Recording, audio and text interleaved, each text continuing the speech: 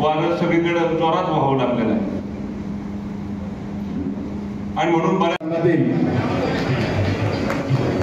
महायुतीचे अधिकृत उमेदवार सन्माननीय विद्यमान खासदार निंबाळकर साहेब, त्याचबरोबर विद्यमान आमदार सन्माननीय रणधीर सपकाळे साहेब. केंद्र सरकार आणि राज्य सरकारचं डबल इंजिनचं सरकार आहे, तसं राम सातपुते आणि आमचंही डबल इंजिनचं सरकार.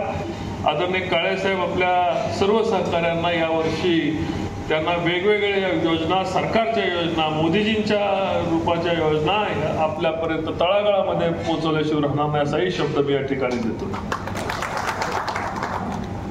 आपली लोक मला सहकार्य करणारे आपल्या सर्व परिवाराला मी ओळखतो. काळे साहेबांच्या नेतृत्वाखाली कारखान्यामधनं अडचणीत मार्ग निघत चाललेला आहे. मागच्या 5 वर्षाची परिस्थिती आत्ताची परिस्थितीमध्ये फरक आहे. आणि काळे साहेबांचे वडील जेव्हा कार्यरत होते, आदरणीय वसंतराव काळे साहेब जेव्हा कार्यरत होते, तेव्हा त्या कारखान्याच्या उद्घाटनाला माझे वडील म्हणजे हिंदूरावजी नाईक निंबाळकर तत्कालीन खासदार हे सुद्धा होते. आता आमची दुसरी पिढी आम्ही एकमेकाच्या बरोबर हातात हात घालून काम करतोय. आणि निश्चितपणे कल्याणराव काळे साहेबांनी जे सहकार्य नेहमी पुढे केलेले, राष्ट्रवादी त्यांच्या पाठीमागे त्यांच्या बरोबर जरी असली तरी भारतीय जनता पार्टी सुद्धा या ठिकाणी 2 खासदार त्यांच्या येणाऱ्या भविष्यात खांद्याला खांदा लावून काळे साहेबांचा मार्ग सुखकर करणार आहे, याची तुम्हाला तुमच्या सर्व परिवाराला मी शब्द देतो. येणाऱ्या भविष्य काळामध्ये आपल्याला एक परिवार म्हणून काम करायचं. या ठिकाणी पांडुरंग परिवार काम करतो, या ठिकाणी सहकार शिरोमणी परिवार काम करतो, काळे साहेबांचा परिवार काम करतो. पक्ष जरी वेगवेगळे असले तरी परिवार म्हणून काम करतो. आणि माझ्यासाठी तुम्ही सर्वांचा परिवार हे परमेश्वराचा पंढरपूरचा परिवार सर्व एकत्र सर्वांचा परिवार म्हणून काम करणार आहे. आणि एवढ्या लोकांनी जर आपण शक्ती उभा केली तर जे लोक भविष्यात कुणी असो, आमचे उमेदवार मोदीजी आहेत, आमचे नेते मोदीजी आहेत. रणजितसिंह नाईक निंबाळकर राम सातपुते साहेबांना टाकलेलं मत मोदीजींना जाणार आहे, मोदीजींना पंतप्रधान करणार आहे. पण समोरून उमेदवार कोण आहे आणि त्यांचा पंतप्रधान कोण आहे हे आजपर्यंत कधी जाहीर होऊ शकले तर होणारही नाही. कारण भावी पंतप्रधान, भावी नेते म्हणून फिरणाऱ्या अनेक मंडळी या ठिकाणी, अनेक राज्याचे मंडळी त्या ठिकाणी आलेले आहेत. आणि दिवसेंदिवस त्यांचा पक्ष अंकुचित होत चाललेला आहे. जे समोरनं विरोधकांच्या काँग्रेस बरोबर ज्यांनी कटगुळं करून आलेले आहेत, त्यांचे जर आलेख बघितला असेल तर 400चे 300 झाले, 300चे 150 झाले, 150चे 100 झाले, 100चे 44 झाले. आणि 44 ज्यांच्या नेतृत्वाखाली ज्यांना मोदीजींच्या समोर ज्यांना पंतप्रधानांच्या समोर कॅन्डिडेट म्हणून प्रोजेक्ट केलं जात आहे, ते लोकसभेची निवडणूक सुद्धा त्यांना 2019 साली त्यांच्या मतदारसंघामधून जिंकता आली नाही. ज्यांना देशाचं नेतृत्व मोदीजींच्या समोर उभं करायला चालले त्यांना काँग्रेसला 150 उमेदवारापेक्षा जास्त उमेदवार उभे करता आले नाही. हे लोक देशाचं वाटोळ करणार आहेत का नेतृत्व करणार आहेत, हा प्रश्न सर्वसामान्य माणसाच्या पुढे जाणवतो. म्हणजे मला सांगा, 150 उमेदवार उभे करायचे आणि 272ची बेरीज कशी पूर्ण करणार, हाही सर्वसामान्य ज्याला कळतं, त्याला पटतं, त्याला माहिती की पुन्हा एकदा मोदीजींचं सरकार 400 पार करून येणार आहे का नाही, हात वरती करून सांगा तुम्ही. हो ना? 100%. अब की बार मोदी सरकार. मग मला सांगा, आपल्याला कळतं, सर्वसामान्य माणसाला कळतं, मग नेते मंडळीला कळत नाही का? सगळ्यांना कळतं की भारतामध्ये मोदीजींचं सरकार येणार आहे. राज्यामध्ये शिवसेना, भाजप आणि राष्ट्रवादीचं सरकार पुढच्या 8-9 महिने काम करणार आहे. आणि त्याच्या पुढे आदरणीय आमदार राम सातपुते साहेब ज्यांनी आपल्याला सर्वांना या ठिकाणी बोलवलं. आणि नेहमीच मागील लोकसभेला पण मला त्यांनी माझी पाठराखण केली होती. ते माझे सहकारी मित्र, या भागाचे नेते आदरणीय कल्याणरावजी काळे साहेब, आदरणीय भरतजी कोळेकर, वैष्णवीताई, आदरणीय सुकेशनी बागल, शहाजीराव साळुंखे, समाधानदादा, अनिलजी नागटिळक, श्रीकांतजी शिंदे, राजाभाऊ जगदाळे, नारायणजी शिंदे उपस्थित या ठिकाणचे मला दिसणारे सर्व वेगवेगळ्या माध्यमाचे प्रतिनिधी, दैनिकांचे, चॅनल्सचे सर्व प्रतिनिधी, पत्रकार बंधू, आज हा मला आनंद होतोय की मगाशी आमदार साहेब बोलले, या ठिकाणी हा तिसरा मेळावा आहे. मागच्या लोकसभेला मला काळे साहेबांचं आणि प्रशांत मालकांचं सहकार्य होतं.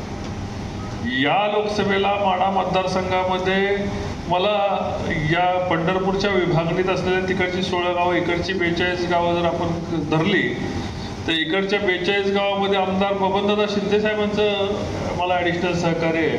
सावंत साहेब मागच्या वर्षी होते. पलीकडं शहाजी बापूंचं सहकार्य मागच्या वेळेस होते.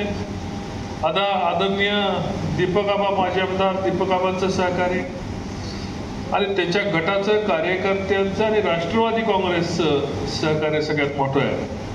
मागच्या निवडणुकीला अजितदादा आणि त्यांचा सर्व मानणारा परिवार आमच्या विरोधात होता. आम्ही जिथं आहे तिथंच आहे, पण आता अजितदादांची साथ, या ठिकाणी निर्णायक विजयाचं लीड देणारी साथ, त्यांच्या सर्व सहकार्यांची साथ आमच्या पाठीशी आहे, याचा मला अभिमान आहे आणि मी आपल्याप्रती कृतज्ञ आहे. वेगवेगळ्या माध्यमातून जेव्हा मला काळे साहेबांनी आम्हाला मागच्या लोकसभेला पाठिंबा दिला होता, त्यावेळेस त्यांनी जे काही मला सांगितलं होतं की पंढरपूर रेल्वेचा प्रश्न सुटला पाहिजे, भाटघरच्या पाण्याचा, विशेष करून नीरा उजवा कालव्याच्या पाण्याच्या संदर्भामध्ये त्यांच्या तक्रारी होत्या की पटवर्धन कुरेलीला पाणी मिळत नाही, शेवटच्या टेलपर्यंत पाणी येत नाही. त्या तक्रारी पण संपल्यात. त्याचबरोबर रेल्वेचा प्रश्न सांगितला होता, तो सुटला. माध्यमातून मोठ्या प्रमाणात येणारे रस्ते या मतदारसंघामध्ये तुम्हाला सर्व सिमेंट कॉन्क्रीटचे या मागच्या 5 वर्षात झालेले दिसले. हा विकास ज्यांच्या नेतृत्वाखाली आम्ही काम करतोय, आदरणीय मोदीजींच्या नेतृत्वाखाली आम्ही सर्व काम करतोय. आणि माझे सहकारी मित्र आता राम सातपुते साहेब सुद्धा मला सहकार्य करायला, मोदीजींच्या टीममध्ये काम करायला दिल्लीत असणार आहेत. आणि असा दमदार सहकारी मला सोलापूर जिल्ह्यामधनं काम करायला मिळालं तर मला त्याच्यावरून आनंद माझा दुप्पट झालेला आहे. कारण माझा मित्र, माझा सहकारी आणि ज्याला टक्के, टोनपे, लोकांच्या अडचणी, गरिबांच्या अडचणी, दवाखान्याच्या अडचणी ह्या कळतात, असा नेता या सोलापूर लोकसभेचं नेतृत्व करून माझ्याबरोबर पुढच्या वेळेस लोकसभेत जाईल अशी मला 100% खात्री आहे. आणि म्हणून मला राम सातपुतेंच्या निवडीनंतर मला विशेष त्या ठिकाणचा आनंद आहे की एक उमदा खासदार, भविष्याला या सोलापूर जिल्ह्याचा कायापालट करण्याची क्षमता असणाराच आमदार त्या ठिकाणी आता खासदार म्हणून जाणार आहे. आणि मला डबल आनंद मागचा आहे की ते माळशिरसचे आमदार आहेत, इथून पुढे 6 महिने ते आमदार राहतील आणि माझ्या माढा मतदारसंघामधले प्रश्नही त्यांना माहिती आहे. हे आपण माझा लाईट गेल्यामुळे माझा आवाजला लिमिटेशन होत्या, पण मला लिमिटेशन नाही. देवघरच्या विषयामध्ये आपल्या मतदारसंघाचं पाणी हे आपल्या मतदारसंघानं जाता इतर मतदारसंघामध्ये गेलं होतं आणि मोठ्या ताकदीने 14 TMC पाणी आज तुम्हाला हे भाळवणी पासून सांगोल्यापर्यंत जाणारं पाणी किंवा पंढरपूर उजव्या कालव्यामधनं येणारं पाणी, त्या पाण्यामध्ये 14 TMC असणारं देवघरचं पाणी आहे. म्हणून एवढ्या दुष्काळामध्ये सुद्धा हे पाणी आपल्याला येणारा 73 दिवस, मागच्या ह्या सीझनची पाळी 73 दिवस म्हणजे जवळपास 22 ते 25 मे पर्यंत कॅनॉल चालणार आहे. या दुष्काळाच्या संकटातनं आपल्याला जी सावरण्याची शक्ती मिळाली हे देवघरच्या पाण्यामुळे मिळाली. आणि ते देवघरचं पाणी आणण्यासाठी जे काय कष्ट करावं लागले आपल्या सर्वांच्या सहकार्याने मी शब्द दिला होता. अडचणी आल्या, संघर्ष झाला, पण देवघरचं पाणी आपण माघारी घेऊन आलो आणि संपूर्ण माढा मतदारसंघामध्ये 10 लाख लोकांपेक्षा जास्त लोकसंख्येला आता नीरा देवघरच्या पाण्याचा फायदा होत आहे. मला आपल्याला आज आपण या ठिकाणी मला आनंद आहे की काळे साहेबांच्या बरोबर चर्चा करताना काळे साहेबांच्या आम्ही घरी गेलो आणि साहेबांनी मला एकच सांगितलं की आमच्या कार्यकर्ते स्वतःसाठी मागणारे नेते अनेक असतात की मला मंत्री करा, मला अमकं करा, मला पालकमंत्री करा, मला मुख्यमंत्री करा. अनेक नेते या ठिकाणी स्वतःसाठी मागत असतात, पण माझ्या कार्यकर्त्याला गाव पातळीवर ताकद मिळाली पाहिजे असं सांगणारं नेतृत्व काळे साहेबांचं. आणि त्यांनी मला हे सांगितलं की माझ्या कार्यकर्त्याला ताकद द्यायची काम तुम्हाला खासदार म्हणून करावं लागेल. आणि त्या ठिकाणी तो शब्द मी काळे साहेबांना दिलाय. तुमच्या सर्वांना साक्षी देऊन मी सांगितलं की काळे साहेबांच्या सर्व कार्यकर्त्यांना ताकद देण्याचं काम इथून पुढे केलं जाईल असाही शब्द देतो. विकासाच्या कामाला मोठी मोठी विकासाची कामं मार्गीला लागलेली आहेत. आता गावातल्या रस्त्यापासून गावापर्यंत येणाऱ्या रस्ते असतील, पाण्याचे हर घरचे जलचे प्रश्न असतील, किंवा लोकांना मिळणारे 6,000 रुपयामध्ये काही लोकांना अडचणी निर्माण होत असतील, उज्ज्वला गॅसच्या काय अडचणी निर्माण होत असतील, किंवा केंद्र सरकारच्या योजनांचा 5 लाखापर्यंत मिळणारं दवाखान्याच्या कवचमध्ये काय अडचणी त्या निर्माण होणार असतील, तर भविष्यामध्ये आम्ही खासदार म्हणून या ठिकाणी दोन्ही खासदारांचं म्हणून स्वतंत्र एक ऑफिस या ठिकाणी केलं जाईल. आणि या मतदारसंघामधल्या प्रत्येक लोकांच्या अडीअडचणीमध्ये त्यांना पंतप्रधानच्या निधीमधून दवाखान्याचा खर्च असो किंवा मुख्यमंत्री निधीमधून दवाखान्याचा खर्च असो, तो मिळण्याकरता एक स्वतंत्र व्यवस्था पंढरपूरमध्ये कार्यरत करण्याचं आम्ही ठरवलेलं आहे. लोकांच्या अडीअडचणी मार्ग काढण्याकरता दोन्ही खासदारांचे किमान 4 लोक एकाच ठिकाणी काम करतील आणि तुम्हाला प्रत्येक जणाला, सर्वसामान्य माणसाला येणाऱ्या अडचणीमधनं मार्ग काढण्यासाठी आपण पर्याय शोधू. येणाऱ्या भविष्य काळामध्ये पुढच्या निवडणुकीच्या आत इथली रेल्वे ही पलटण करून मुंबईपर्यंत धावायला लागलेली असते आणि भविष्यात येणारी आपली बुलेट ट्रेन ही अकलूज मार्गे पंढरपूरला स्टॉप घेऊन हैदराबादला जाणारा विकास आपल्या सर्वांना पाहायला मिळेल असा मी या ठिकाणी शब्द देतो आणि आपल्या सर्वांना मी धन्यवाद देतो. आपण सर्वजण आलात. जय हिंद, जय महाराष्ट्र. राष्ट्रवादीमध्ये आणि ते उमेदवार आहेत संभाव्य, तर काय आपल्याला आव्हान वाटतं? मला या मतदारसंघात कुणाचंही आव्हान नाही. मी मगाशीच सांगितलं की मी टीम मोदीजींचा सदस्य आहे. ही निवडणूक कोणाला पाडण्यासाठी, कोणाचा पराभव करण्यासाठी, कोणाची जिरवण्यासाठी नसू, देशाला 5व्या महासत्तेपासून 3ऱ्या महासत्तेकडे घेऊन जाण्याची आहे. ही ग्रामपंचायतीची निवडणूक नव्हे, हे सर्वांनी समजून घेतलं पाहिजे. ही लोकसभेची निवडणूक आहे. ज्यांना लोकसभेमध्ये जाऊन आपल्या मतदारसंघाचे प्रश्न सोडवावे लागतात आणि आपल्या देशाची उंची वाढवावी लागते, अशासाठी ही निवडणूक आहे.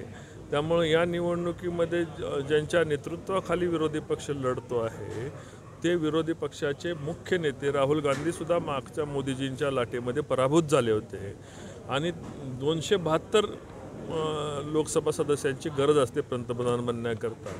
पण मुख्य निवडणुकीच्या पक्षाला 272 सदस्यसुद्धा मिळालेले नाही आहेत. 150पेक्षा कमी ठिकाणी निवडणूक लढवताना ते देशामध्ये त्यांचं सरकार येऊ शकत नाही आणि मागील 10 वर्षामध्ये ते विरोधी पक्ष नेतेसुद्धा होऊ शकले नाही संख्याबळाच्या अभावामुळं. यावेळेससुद्धा या देशाला विरोधी पक्ष नेता मिळणार नाही. त्यामुळे या निवडणुकीत माझ्यासमोर ना त्यांच्या देशातल्या पक्षाचं आव्हान आहे, ना मला लोकसभेमध्ये उभं राहणाऱ्या कुणाचं आव्हान आहे. मोहिते पाटलांच्या प्रवेशाकडे कसं बघताय? देवेंद्र फडणवीस यांची भेट घेतली. मोहिते पाटलांच्या प्रवेशाकडे कसं बघताय? माझ्या शुभेच्छा त्यांना. उपमुख्यमंत्री देवेंद्र फडणवीस यांची काल आपण भेट घेतली. युतीचा महायुतीचा धर्म कोण पाळत नाही अशा पद्धतीच्या चर्चा झाल्या. मात्र आज पुन्हा एकदा रामराजे यांचे बंधू अकलूजमध्ये आले होते आणि त्यांना तुतारी वाजवणार असं खुलेआम सांगितलेलं आहे. अशा पद्धतीने याकडे बघतात. महायुती फक्त भाजपनंच पाळायची का? राष्ट्रवादीनं याकडे अशा पद्धतीचं काय सुरू? आता माझ्या पुढं फार मोठे विषय आहेत. अशा छोट्या विषयावर मला खरंच प्रश्न विचारणे अशी माझी पत्रकारांना विनंती. कुणाला काय वाजवायचं त्यांनी वाजवावं. दुसरी गोष्टी उत्तमराव जानकर तुमच्या जवळचे मित्र होते, त्यांनी आता वेगळी भूमिका घ्यायची नाही घेतली नाही. चर्चा चालू आहे आणि जर तरच्या भूमिकेला उत्तर देणं योग्य नसते. राजकारणामध्ये शेवटचा क्षण हा कुणाची विकेट काढायची आणि कुणाची सेव्ह करायची हा ठरवलेला असतं. तेव्हा ज्या त्यावेळेस बघू. मला मी मगाशी आपण जर बघितलं असेल तर मी सांगितलं माझे मित्र वाढलेले आहेत. ज्यांनी माझे विरोधक म्हणून काम केलं ते सुद्धा माझ्या बरोबर आता माझं सहकार्य करताना दिसतं. येणाऱ्या याच्यामध्ये तुम्हाला या ठिकाणी या मतदारसंघामध्ये आता हा 3रा मेळावा मी घेतलेला आहे. त्यामुळे याच्यावरून लक्षात ठेवा, माझा 1 मेळावा होत होता 2019ला. आता ठिकाणी 3 मेळावे माझे झालेले आहेत. तेव्हा मित्रपक्षांची ताकद वाढलेली आहे. लाखाचं लीड गेल्यावेळेस माळशिरस रघुनाथ तालुक्याने निंबाळकर यांनी आता रघुनाथ निंबाळकर आले होते.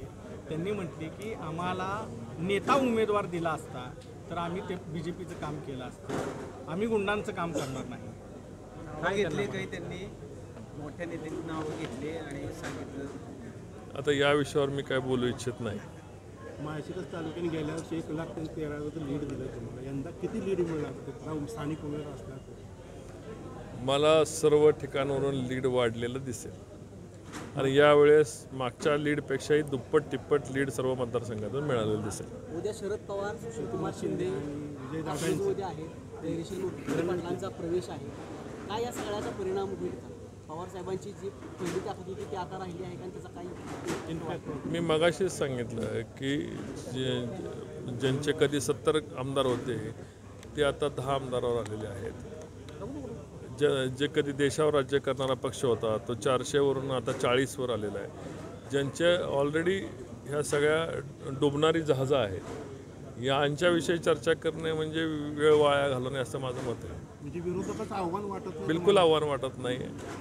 या ठिकाणी कुठलाही स्ट्रॉंग उमेदवार आणि कुठलाही स्ट्रॉंग पक्ष समोर आहे असं मला वाटत नाही. रणजितसिंह मोहिते पाटील भाजपमध्येच राहणार असं सांगितलं जात आहे. त्यांना प्रचारात आणण्यासाठी आपण काय प्रयत्न करणार आहात? नाही, हा माझ्या लेवलचा विषय नाही आहे. अद्याप तरी तुमच्या बरं एवढे तुम्ही आता फिरता, एवढे दौरे फिरता, मतदारसंघातले तेवढे फिरता आणि आपल्याबरोबर आता उमेदवारी झाले ते तुमच्या बरोबर नाही. कोण? रणजितसिंह निंबाळकर,